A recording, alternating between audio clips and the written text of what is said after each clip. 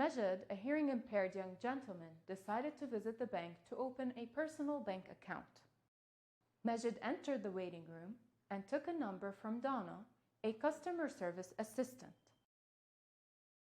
After a few minutes, the public announcement system announces number 27, counter 7. Majid did not hear the announcement.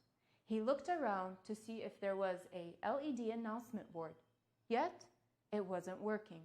After a while of waiting, he approached Donna, the customer service assistant, to ask about his turn.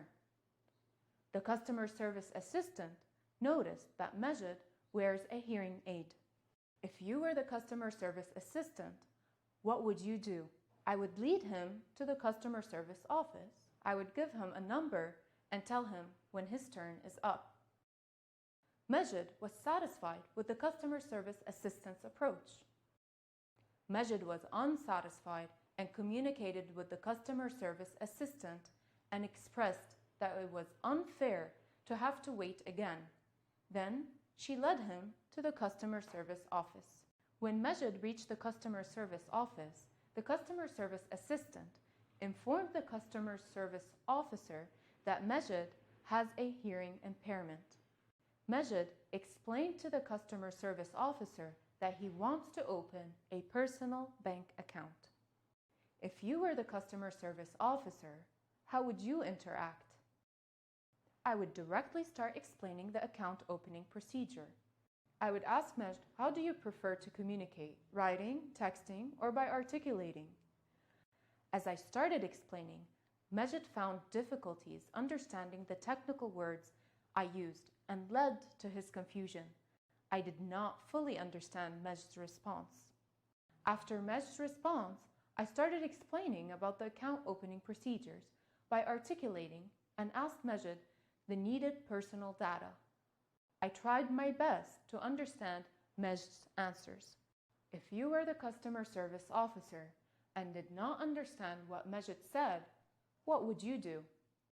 I would skip the question and move on to the next. I would ask Majid to rephrase his response in writing. I would inform Majid that not all the questions were understood and inform him that he needs to bring someone with him next time to help him communicate. Majid left without opening an account and was very unsatisfied with the service. He decided not to return to this bank and to try out another one. Based on the technique of repeat, rephrase, and rewrite, since it was important to get the most accurate information for the official documents, Majid preferred to write down the answers on a piece of paper. This encouraged me, as a customer service officer, to continue with the process without any miscommunication. Majid finally opened his own personal bank account.